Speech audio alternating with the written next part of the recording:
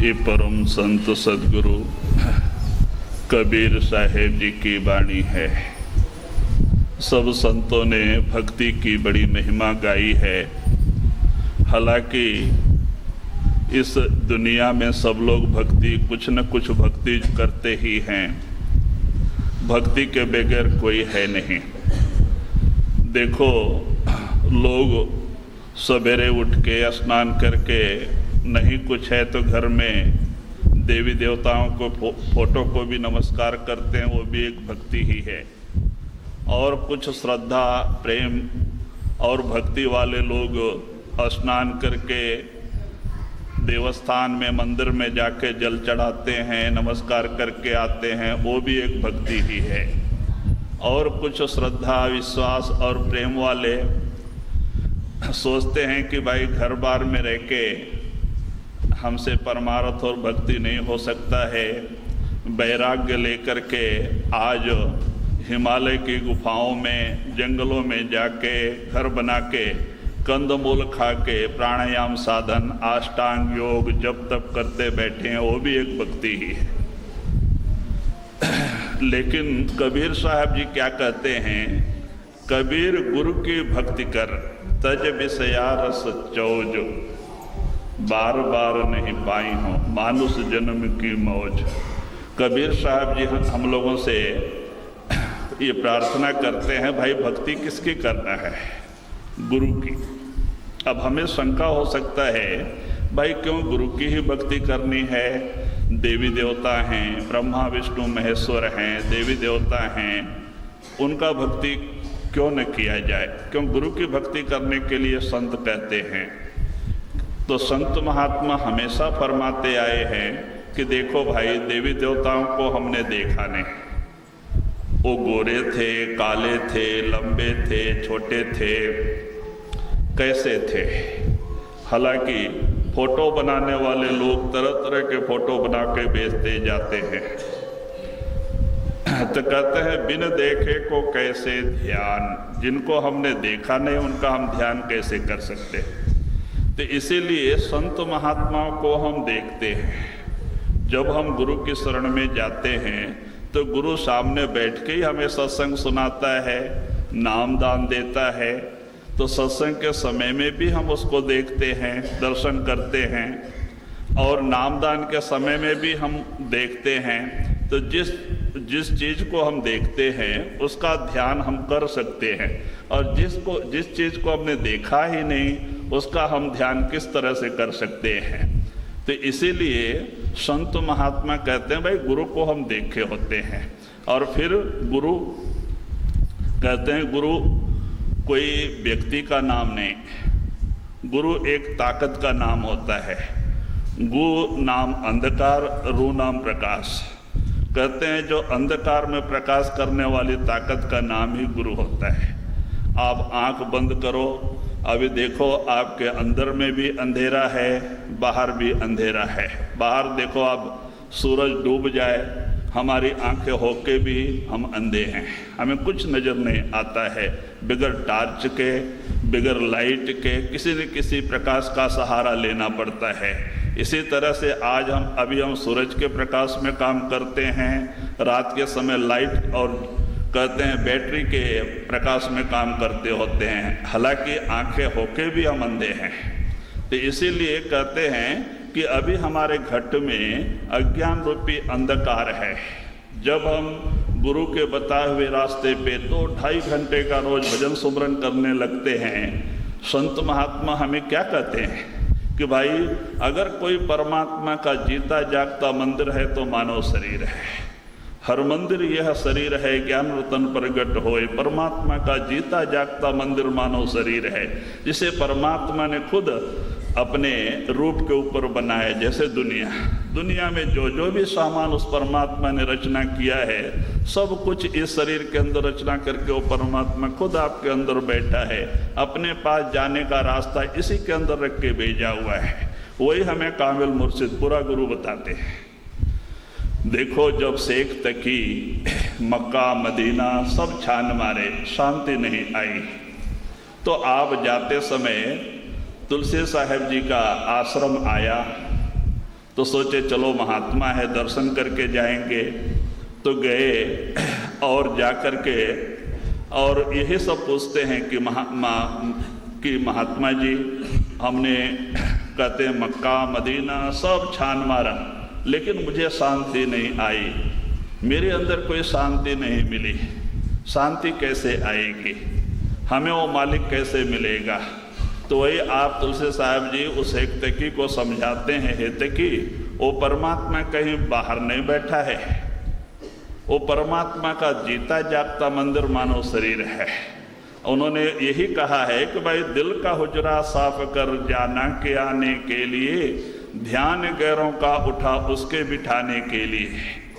कहते हेतकी तू अपना मन रूपी मंदिर साफ और निर्मल कर ले, क्यों? वो परमात्मा को आके बैठने के लिए। देखो एक गंदी जगह में कुत्ता भी नहीं आके बैठता है। तो हम जिस जगह में उस मालिक को बुलाते हैं, अपने सदगुरु को प्रकट करना चाहते हैं, भाई वो जगह तो कुछ ऐसी होनी चाहिए। तो इसीलिए संत महात्मा हमें क्या देते हैं? सुमरन, नाम सुमरन। कहते वो सुमरन रूपी झाड़ू लगा के मन रूपी मंदिर को साफ करो। उसके लिए 2.5 घंटे का समय बताया जाता है, और वो भी कब का समय? सवेरे का। सवेरे, क्योंकि हम सो के उठे होते हैं, हमारा मन शांत होता है, शांत मन ही ध्यान के लायक होता है। और जैसे जैसे दिन चढ़ते जाता है, मन चंचल होते जाता है, मन में संकल्प विकल्प बढ़ते जाते हैं, मन मलिन होते जाता है। आप सोचो, आप जितना कारोबार में ज़्यादा व्यस्त हैं और जितना ज़्यादा आप दुनिया के सामान का चिंतन सारा दिन कर रहे हैं, सारा दिन दुनिया का सामान का चिंतन करके आप घंटा 1 घंटा भजन बैठने को जाओ, वही पिक्चर चालू हो जाता है। भाई जो हम सारा दिन करेंगे वही आएगा, नाम सुमरन नहीं चलता है।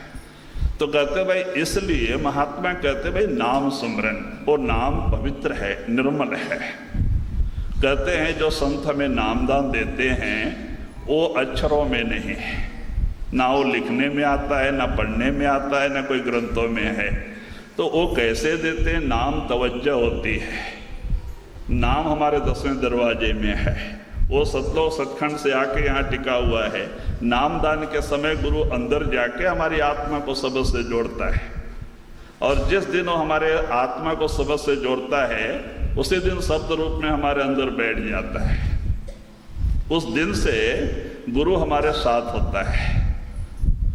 आप भजन सुमरन करो, देखो 2.5-3 घंटे की रोज बैठक बना लो, धीरे धीरे, क्योंकि नाम सुमरन से कर्म कटते जाते हैं, मन निर्मल पवित्र होते जाता है, और दुनिया का सुमरन करके मन मलिन होते जाता है। तो कहते नाम का सुमरन करके मन निर्मल और पवित्र होता है। तो इसीलिए संत कहते भाई 2.5 घंटा रोज बैठक बनाओ, जो है कि 10वां भाग 2.5 घंटा बैठो।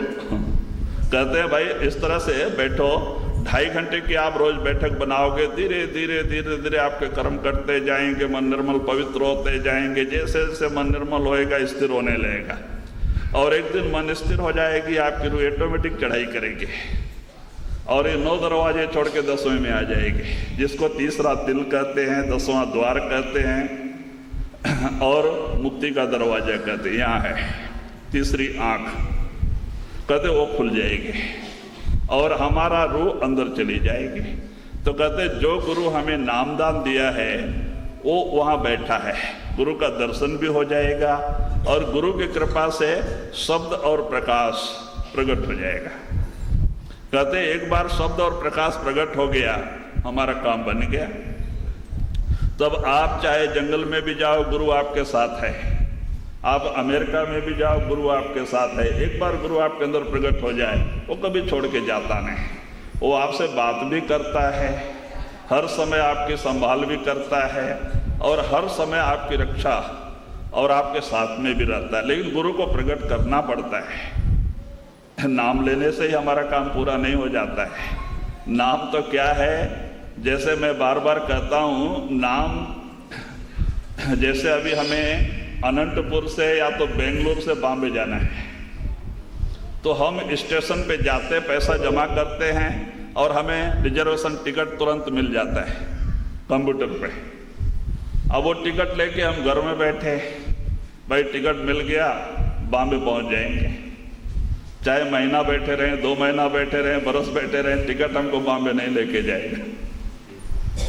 टिकट लेने से अपना फर्ज भी होता है। क्या?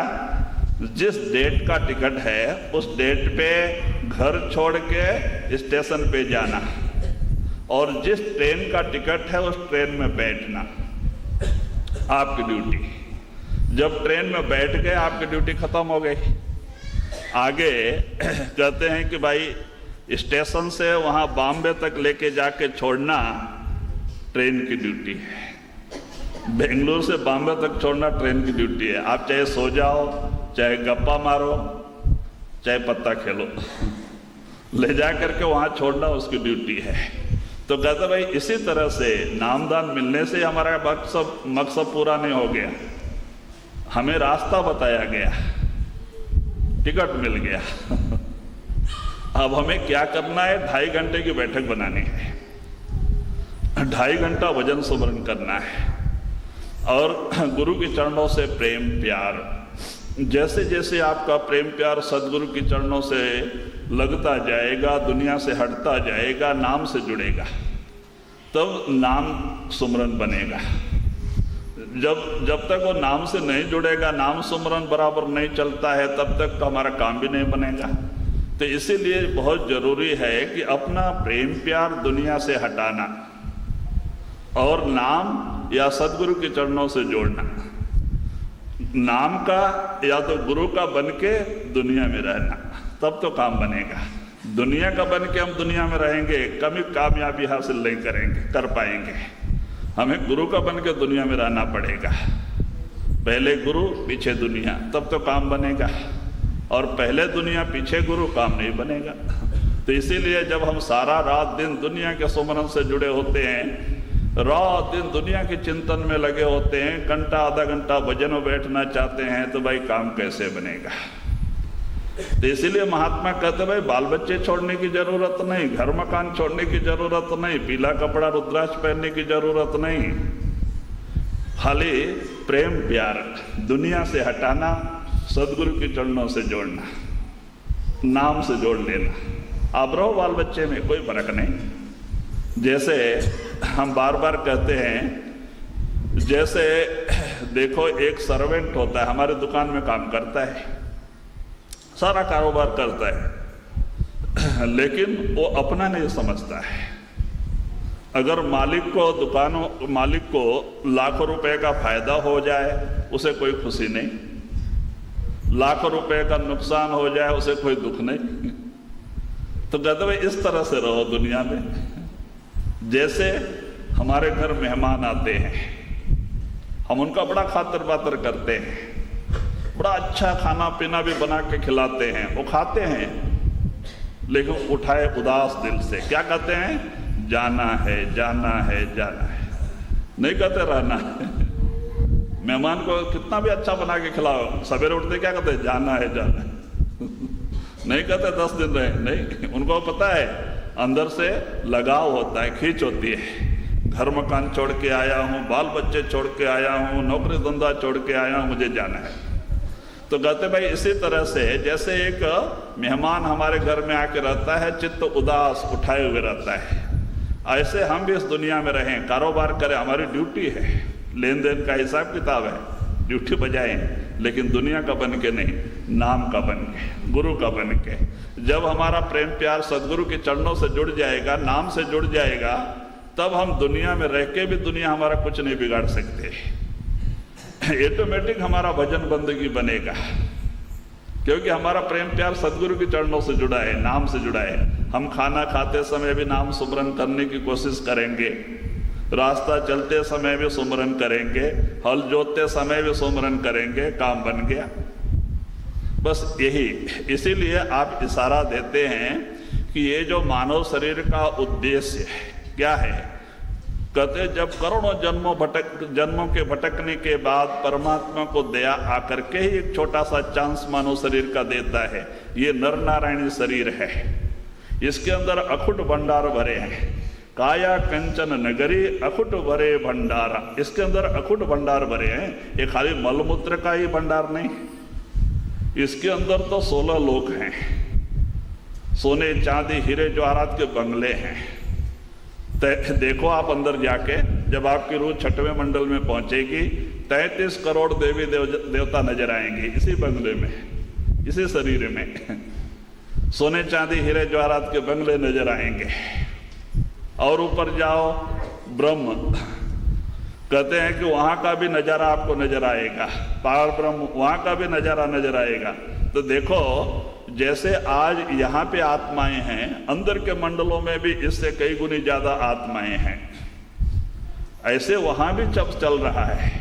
तो कहते भाई, इस तरह से हमारे अंदर उस प्रभु परमात्मा ने ये सारी रचना करके, और आप भी अंदर बैठा है, अपने पास आने का रास्ता भी इसी के अंदर रखा है। वही हमें काबिल मुर्शिद पूरा गुरु बताता है। तो वही शेख तकी को तुलसी साहब जी सब समझा के कहते हैं कि हेते शेख तकी मुर्शिदे कामिल से मिल, सिदक और सबूरी से तकी, जो तुझे देगा फहम सारग के पाने के लिए, जो तुझे वो रास्ता बताएगा सारग के अंदर प्रवेश करने का। सारग एक नाल है, वो छोटा रास्ता है, जैसे ईड़ा पिंगला सुषुम्ना, हम लोग सुषुम्ना कहते हैं, उर्दू में उसको सारग कहते हैं, एक ही बात है। हम उसको सुषुम्ना नाड़ी कहते हैं, नाड़ है यहाँ पे, उसके अंदर से हमें प्रवेश करके जाना है, और वो युक्ति गुरु बताएगा। बगैर गुरु के कृपा से हम उसमें प्रवेश नहीं कर पाएंगे, इसीलिए गुरु की जरूरत है जी।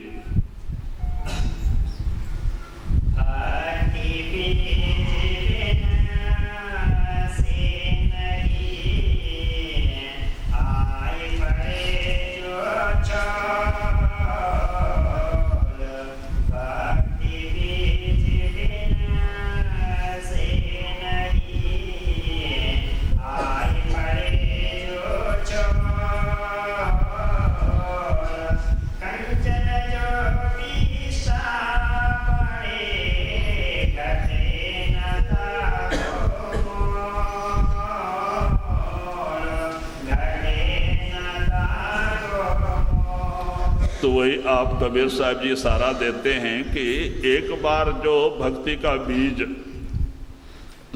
हमारे अंदर पड़ जाता है, भक्ति जागृत हो जाती, कभी नाश नहीं होता है। नाम का बीज संत डाल देते हो, कभी नाश नहीं होता है, और हमारी भक्ति दिन दिन बढ़ते जाती है, बढ़ते जाती है। जैसे अगर सोना, कबीर साहब उदाहरण देते हैं, भाई सोना कहीं गंदगी में गिर जाए, गोबर में गिर जाए, कीचड़ में गिर जाए, क्या उसकी कीमत कम हो जाती है? बेचने वाला उसको साफ करके मामूली कीमत में बेच देता है। तो कहते भाई इसी तरह से भक्ति का बीज जो संत हमारे अंदर डालते हैं, वो कभी नाश नहीं होता। कहते हैं खंड ब्रह्मांड सूखा पड़े, खंड ब्रह्मांड भी सूख जाए, लेकिन वो नाम का बीज जो संत डालते वो नाश नहीं होता, वो उग के ही रहता है। भले वो चार जन्म में उद्धार ना हो पाए, माने 3 जन्म उद्धार भी ना हो, चौथे जन्म में तो संत ले जाते हैं, नाश नहीं होता। 4 जन्म कहते हैं किसके लिए? जो भजन सुमरन नहीं करते, नाम तो ले लिए, नाम लेकर के दुनिया के रंग में रंग जाते हैं, रात दिन दुनिया का चिंतन कारोबार में लग जाते हैं। तो ऐसे आत्माओं को संत क्या करते हैं? अंत समय में दर्शन देकर उसको अंदर के मंडल में रखते हैं। कहाँ अंत समय में दर्शन देते हैं? मरने के समय, क्योंकि मरने के समय हमारी रूह ऑटोमेटिक ऊपर चढ़ाई करती है। भजन सुमरन की जरूरत नहीं, ऊपर ऑटोमेटिक आती है। मरने के समय सिमटा होता है, और जैसे यहाँ पहुँचती है, यहाँ दो रास्ते हैं, एक बायां और एक दायां। तो दाहिने तरफ सदगुरु खड़े होते हैं, बाएं तरफ काल खड़ा होता है। वहाँ न्याय होता है, जीव किसका है? काल का है, दयाल का है। अगर संतों का है, संत संभाल कर लेते हैं, उसको दर्शन देके और ऊपर के मंडल में लेके चले जाते हैं।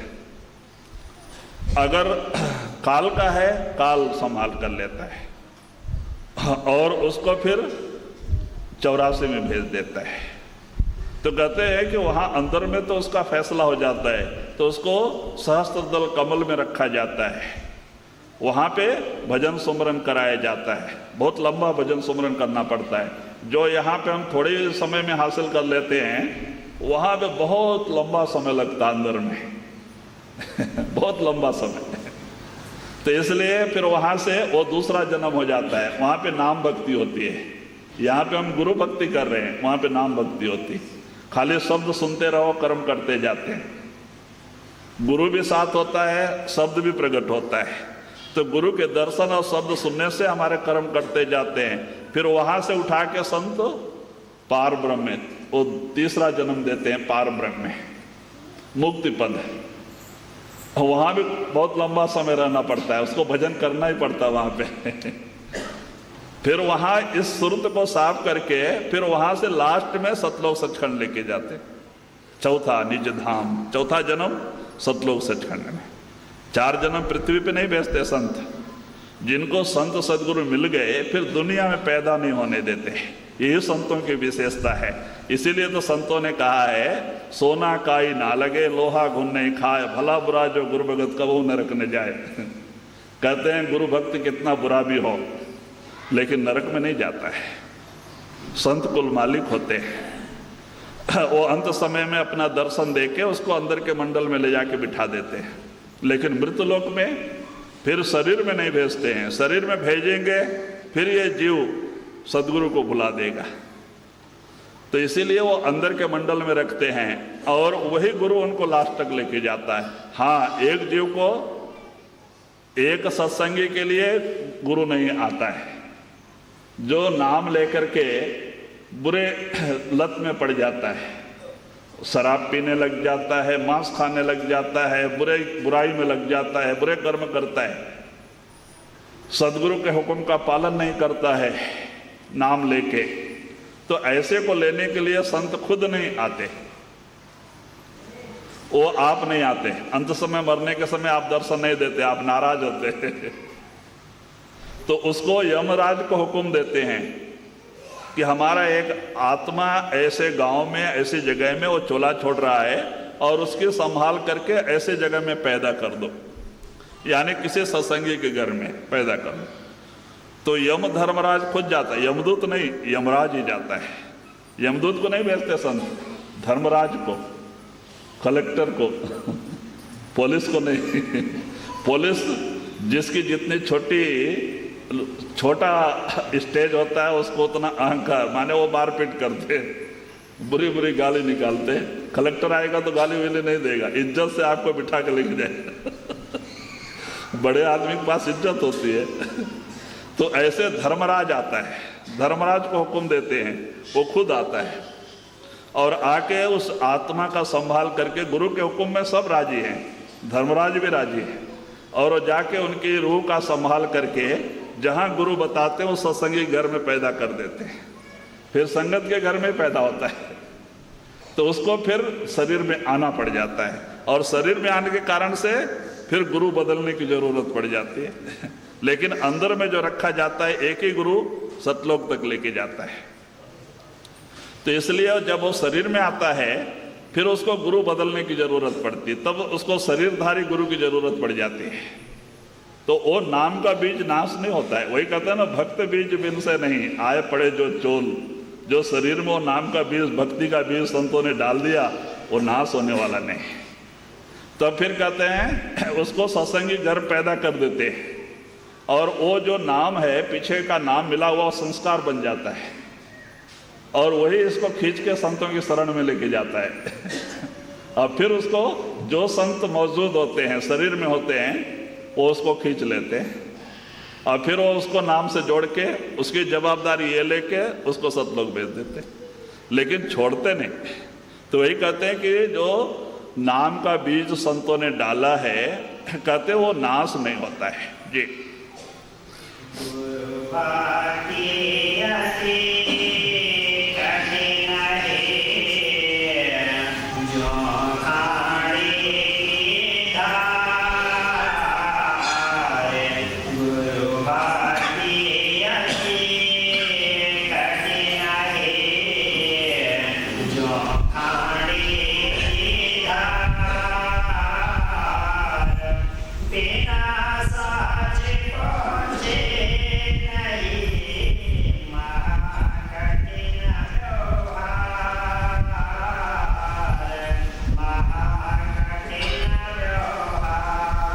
अब कबीर साहब जी सच्चाई का बयान करते हैं। गुरु भक्ति कठिन जरूर है, देवी देवताओं की भक्ति और जो मन के दायरे में हम भक्ति करते हैं बड़ा सरल है।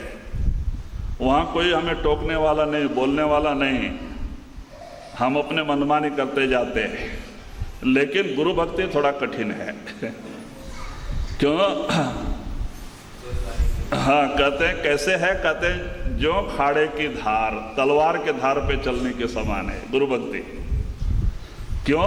कहते बिना साच पहुंचे नहीं महाकठिन व्यवहार। जब तक कि हमारा आचार विचार व्यवहार ये तीनों सच नहीं हो जाता, और तब तक वहाँ हम सच से जाके नहीं मिल पाते, और इसीलिए कठिन है गुरु भक्ति। इसीलिए तो कहते हैं ना कि संतों को क्या कहते हैं, जो जाके उस सच रूपी परमात्मा से मिल गए। देखो उस मालिक के देश का नाम क्या है? सतलोक। जो वहाँ पे मिल जाते हैं उनका नाम क्या है? सतगुरु। जो नाम देते हैं वो नाम का क्या नाम है? सतनाम। और वो सतनाम से हमें जोड़ देने से हमारा क्या नाम पड़ा? सतसंगी।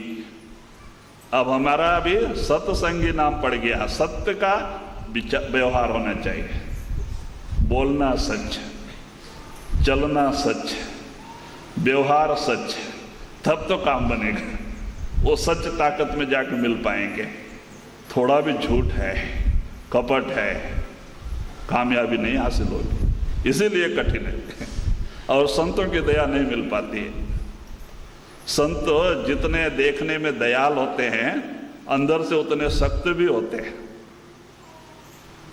तो इसीलिए आप इशारा देते हैं गुरु भक्ति सुनने में जितना सरल है, चलने में कठिन भी है।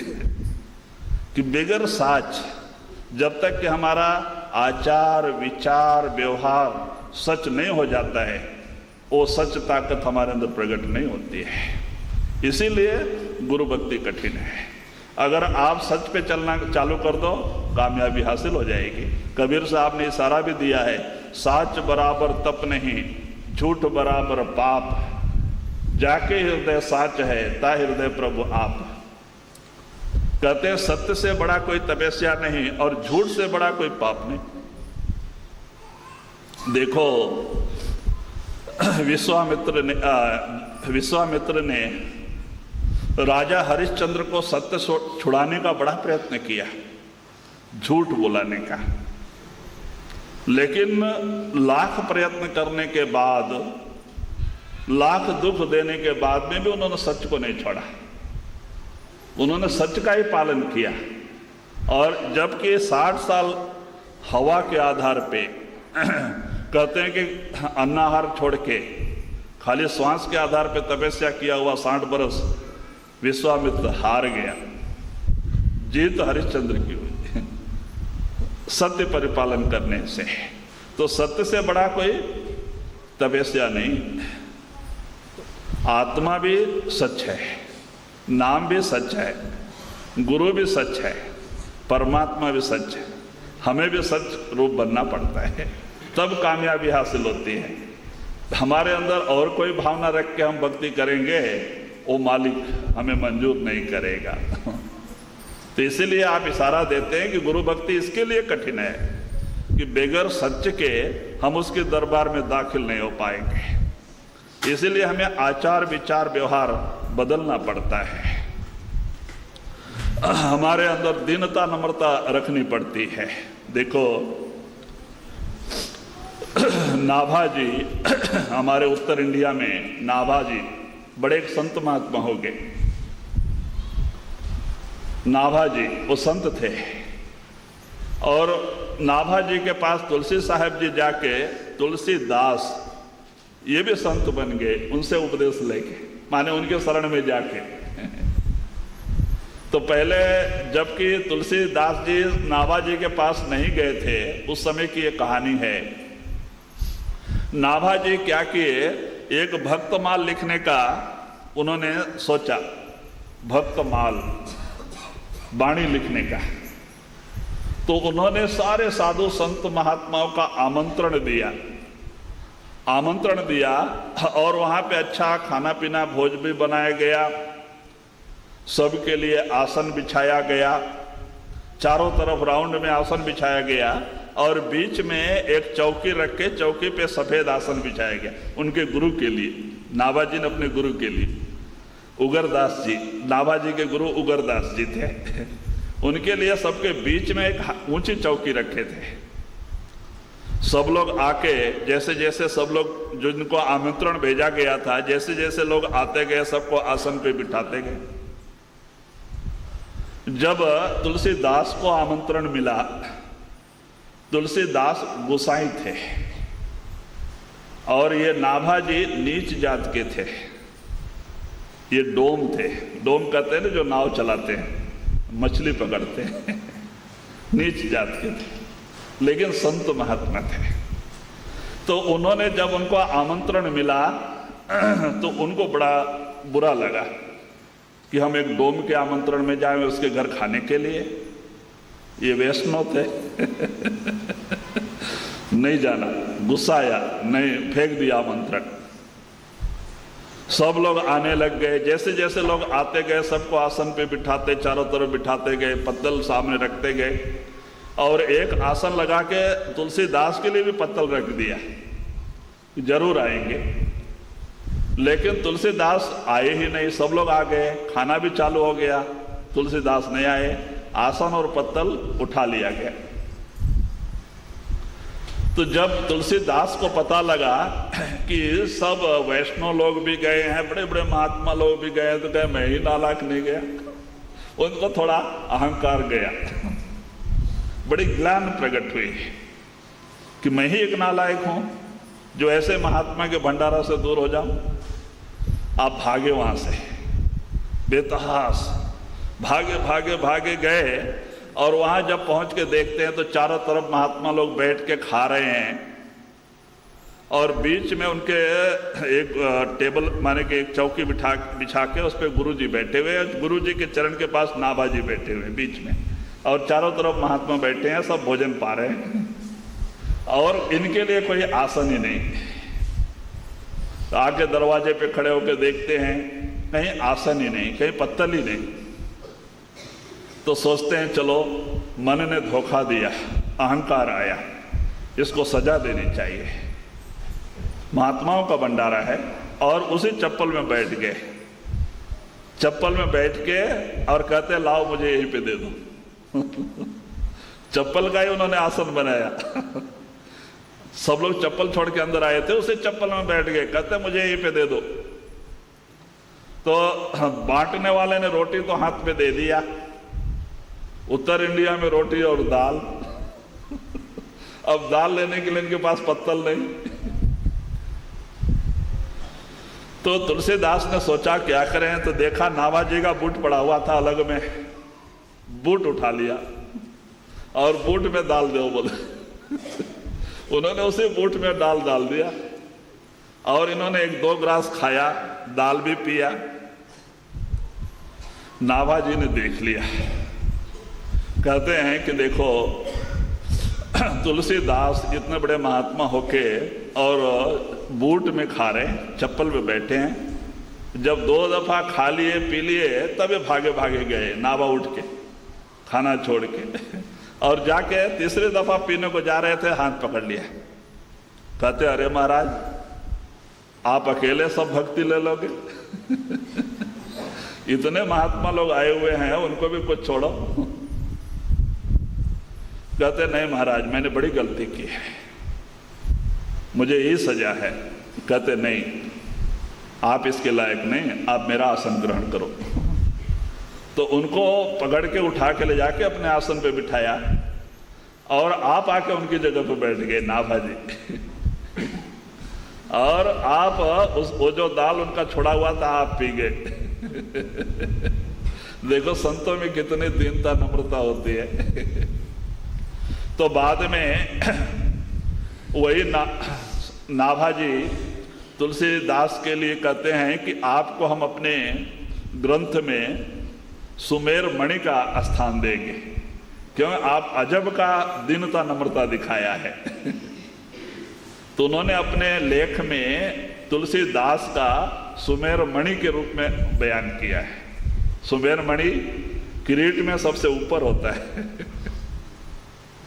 मणि। तो कहते भाई दीनता और नम्रता संत मत का सलूक है। क्या चीज है जो हमें सदगुरु की कृपा से दूर कर देती है? कहते भाई अहंकार सबसे बड़ी बीमारी है, जो आज से नहीं, जब से जीव दुनिया में आया है इसके पीछे पड़ी है। और वही अहंकार इसको 84 के जेल खाने में भटका रहा है, मैं और मेरा। कहते वही अहंकार, और कहते हैं वो अहंकार को छोड़ना ही भक्ति है। उसी का नाम भक्ति। भक्ति क्या है? भगवंत का रूप हो जाना, सदगुरु का रूप हो जाना, सबसे छोटा से छोटा समझना, सबसे प्रेम और प्यार करना, ये भक्ति है। थोड़ा भी अहंकार है वो भक्ति नहीं। तो इसीलिए भक्ति का जो स्थान है, जप तप ज्ञान वैराग अष्टांग योग प्राणायाम सबसे ऊंचा है। भक्त बाल बच्चे में रह के कारोबार करते हुए सहज में अपने सदगुरु को अपने अंदर प्रकट कर लेता है, सदगुरु का प्यारा बन जाता है। कैसे? भक्ति को धारण करके। भक्ति का मतलब गुरु का रूप हो जाना, भगवंत का रूप हो जाना। चाहे बाल बच्चे में रहो या जंगल में रहो, एक ही बात है। पीला कपड़ा रुद्राक्ष पहनने की जरूरत नहीं, बाल बच्चे छोड़ने की जरूरत नहीं, खाना और पानी चेंज करने की जरूरत नहीं, घर बैठे मालिक मिल जाता है। अगर दीनता नम्रता लेकर के प्रेम प्यार से हम मालिक के सुमरन से जुड़ जाए, नाम से जुड़ जाए, गुरु का बन जाए, काम बन गया। तो वही आप इशारा देते हैं कि गुरु भक्ति इसीलिए कठिन है, जो खाड़े की धार, तलवार के धार पे चलने के बराबर। क्यों? कि हम सत्य का पालन नहीं कर पाते, और बगैर साच सत्य का परिपालन किए बगैर हम इस गुरु भक्ति में कामयाबी हासिल नहीं कर पाएंगे। सबसे बड़ी चीज है सत्य, सच। जब हमारा दिल जब तक साफ नहीं होगा, आचार विचार व्यवहार सच रूप नहीं होगा, कामयाबी हासिल नहीं होती। जी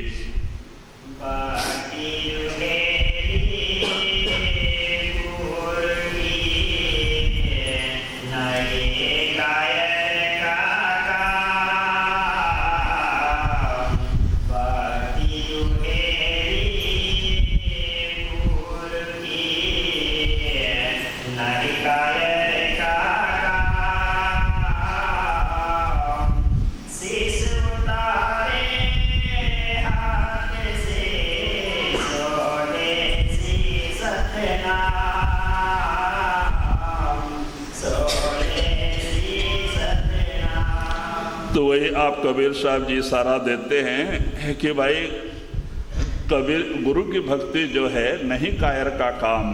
कायर कहते हैं जो युद्ध मैदान से, लड़ाई के मैदान से भाग जाते, डर के भाग जाते, उनको कायर कहते हैं। तो कहते भाई ऐसे कायर लोगों का काम नहीं, सूर पुरुषों का काम है। इसके लिए बड़ी त्याग करनी पड़ती है। हालांकि हम बाल बच्चे में तो रहते हैं, खेती गृहस्थी करते हैं, लेकिन त्याग की जरूरत पड़ती है, बैराग की जरूरत। बैराग के बगैर भक्ति नहीं। तो भाई हम जब बाल बच्चे में हैं, दुनिया में हैं, तो त्याग किस चीज का करना है? तो कहते दुनिया में तो रहते हैं, सारा कारोबार करते हैं ड्यूटी समझ के, लेकिन अपने दिल में कहते दुनिया निकाल देना, सदगुरु और मालिक से प्रेम प्यार कर लेना। भाई प्रेम तो एक ही है, या तो दुनिया को लगा दो, दुनिया में लगा दो, या तो सदगुरु के चरणों से जोड़ दो, या भक्ति में दे दो। एक म्यान में दो तलवार नहीं रहती। प्रेम तो एक ही है, हम दोनों तरफ जोड़ना चाहते हैं। इधर बाल बच्चे से भी जोड़ के रखते हैं, उधर सदगुरु से भी प्रेम करना चाहते हैं, किसी तरफ के नहीं हो पाते। तो इसीलिए थोड़ा कठिन जरूर है। तो इसीलिए आप कहते हैं हमें दुनिया में रहना है, कारोबार करना है, लेकिन वही प्रेम अपने दिल में एक भरोसा आ जाना चाहिए, रहना नहीं देश बिगाना है, हमें यहाँ नहीं रहना है, ये बेगाना देश है, काल और माया की नगरी है, और जो भी कुछ देख रहे हैं सब धोखा है। बात सच है, हम जानते भी हैं, हमारे लोग हमारा साथ छोड़ के जा रहे हैं, हम नजरों से देखते हैं, मसान तक उठा के लेके जाते हैं, उसको मैसान बैराग कहते हैं मसान में ले जाने तक बैराग्य होता है। उस समय हम सोचते हैं अरे जीवन में कुछ नहीं, कितना अच्छा आदमी था, देखो आज चला गया, सब छोड़ छाड़ के गया, हमें भी जाना है। उस समय बैराग्य आता है, लेकिन वो बैराग्य कहाँ तक? मसान तक। जब उसको दफना के आते हैं, जला के आते हैं, कोई होटल में गया चाय कॉफी के लिए, कोई शराब की दुकान में गया चलो भुलाने के लिए, लिया, भूल गए। कहते अरे वो तो हार्ट अटैक था, वो मर गया उसको कैंसर था, वो मर गया, वो एक्सीडेंट हुआ, मर गया हमें नहीं, हम नहीं मरेंगे और वो वैराग्य मसान में रह गया तो कहते नहीं, वो वैराग्य हमेशा होना चाहिए अपने दिल में, रहना नहीं देश बिगाना है भाई। ये दुनिया, ये नगरी काल और माया की है, यहाँ ये जो कुछ भी देख रहे हैं सब धोखा है। और ऐसा सोच के हमें इस दुनिया से अपना प्रेम प्यार निकाल लेना है, सदगुरु के चरणों से जोड़ लेना है, गुरु का बन के दुनिया में रहना है। देखो मैं बार बार कहता हूँ, साहू सिंह महाराज जी के छोटे बच्चे जब लड़के बीमार थे, हालांकि ओसियर पढ़े लिखे थे, नया नया ड्यूटी पे जा रहे थे, इंजीनियर, जवान लड़का, 1 महीने बीमारी में थे, तो महाराज जी सोचे चलो महाराज जी का दर्शन करा लाएंगे, और सरसा से लेके आ रहे थे ब्यास को, और जैसे ही रेलवे स्टेशन पे उतरे लड़के ने चोला छोड़ दिया अब बताओ, जवान लड़का, पढ़ा लिखा इंजीनियर, नौकरी पे नया नया लगा, 6 महीने काम किया, बीमार पड़ गया, और ऐसा लड़का गुजर जाए, दिल पे कितना असर होगा। लेकिन महाराज अपने दिल की तरफ निगाह करके देखते हैं, कोई भी दुख नहीं, कोई भी गम नहीं, साहू सिंह महाराज जी, और क्या कहते हैं, चलो ऐसे मुर्दे को लेके आश्रम में जाना अच्छा नहीं, चलो वापस। और ब्यास से लेके फिर गांव में आए और उसका क्रियाकर्म किए, वापस वहां नहीं गए। भाई क्यों? उन्होंने अपना प्रेम प्यार सदगुरु को दिया है, दुनिया से नहीं लगाव है। अरे जो जाना है वो जाएगा, जो आना है वो आएगा। कितने लोग पैदा होते हैं, कितने लोग मरते हैं, ये दुनिया का तमाशा है। हम लोग उसको सब अंदर मन में लपेट के रात दिन दुखी हो रहे हैं। कोई चला गया तो रोने लग जाते हैं, कोई पैदा हो गया तो खुशी मनाने लग जाते हैं। नहीं भाई, ये तो आना जाना दुनिया का काम है तो कहते भाई दोनों का असर ना होवे, सुख का भी दुख का भी। राज दिए तो क्या बढ़ाई और भीख मंगाए तो क्या गड़ जाई। कहते हे सदगुरु, अगर तू 3 लोग का राज भी दे दे, मुझे कोई खुशी नहीं, मुझे तेरा प्रेम और प्यार चाहिए। अगर तू मेरे को जो कुछ भी दिया है सब छीन ले, मेरे हाथों में भिक्षा का पात्र भी दे दे, मुझे कोई दुख नहीं कि तूने ऐसा क्यों किया, मैंने कभी नहीं कहूँगा, मुझे कोई दुख नहीं मैं भले 2 घर मांग के खा के तेरी भक्ति करना है। क्यों? मैं भक्ति में रहूँगा, मुक्ति मिलेगी, आने जाने से छुटकारा तो मिल जाएगा, सदा काल के लिए आत्मा मुक्त तो हो जाएगी। और दुनिया के सामान के पीछे चला गया, फिर इसी कहते जहाँ आशा तहाँ वासा।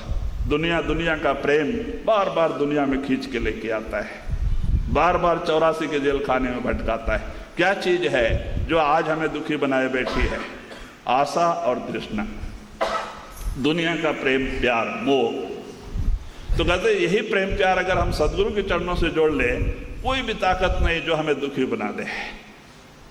चाहे सब कुछ लुट जाए कोई दुख नहीं चाहे सब बढ़ जाए कोई सुख नहीं, क्योंकि ये सब माया है। 4 दिन की चांदनी फिर अंधेरी रात, जो कुछ दिखाई दे रहा है 4 दिन, ये हमारे पिछले कर्मों के हिसाब से मिलता है, ये उसके है, हमारे नहीं। हम तो आने के समय खाली हाथ आए थे, जाने के समय खाली हाथ जाएंगे ना कुछ लेके आए थे ना कुछ लेके जाएंगे देखो, इसीलिए महात्मा कहते भाई दिल से सब कुछ निकाल देना, ये सोच लेना रहना नहीं देश बिगाना है, हमें यहाँ नहीं रहना है, हमें जाना है। और अपना प्रेम प्यार दुनिया के सामान से निकाल के नाम से, मालिक के नाम से, सदगुरु के चरणों से जोड़ के दुनिया में रहना। कोई भी ताकत नहीं जो आपको फिर दुनिया में लेके आए।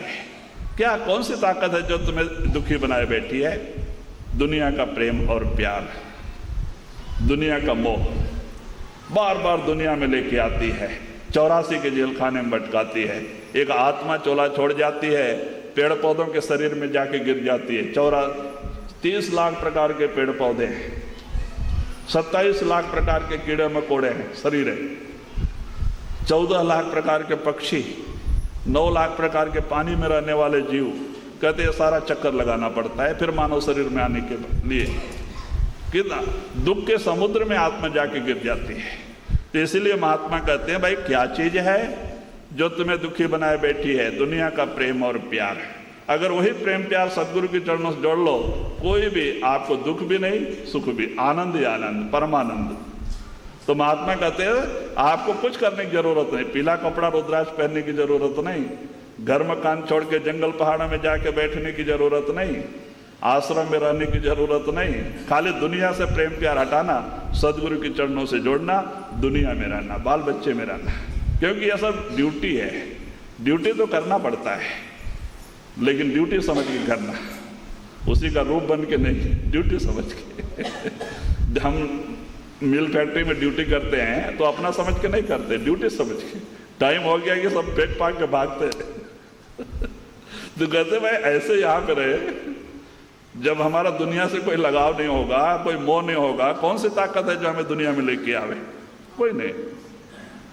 दुनिया का मोह, दुनिया का प्रेम प्यार हमें दुखी बनाए बैठा है, बार बार फिर इस 84 के जेल खाने में भटकाता है। तो इसीलिए महात्मा कहते हैं हाँ, कहते हैं भाई इस तरह से सत्य नाम का रूप हो जाओ, काम बन गया। आप अपना प्रेम प्यार दुनिया से हटा के नाम से जोड़ लो, काम बन गया। घर बैठे मुक्ति, मुक्ति आपके पीछे भागेगी, आपको मुक्ति के पीछे भागने की जरूरत नहीं, मुक्ति आपके पीछे भाग। आप खाली नाम का रूप हो जाओ। खाना खाते समय सुमरन, रास्ता चलते समय सुमरन, काम करते समय सुमरन, काम बन गया। घर बैठे मालिक मिल जाता है, कहीं जाने की जरूरत नहीं, कोई त्याग करने की जरूरत नहीं।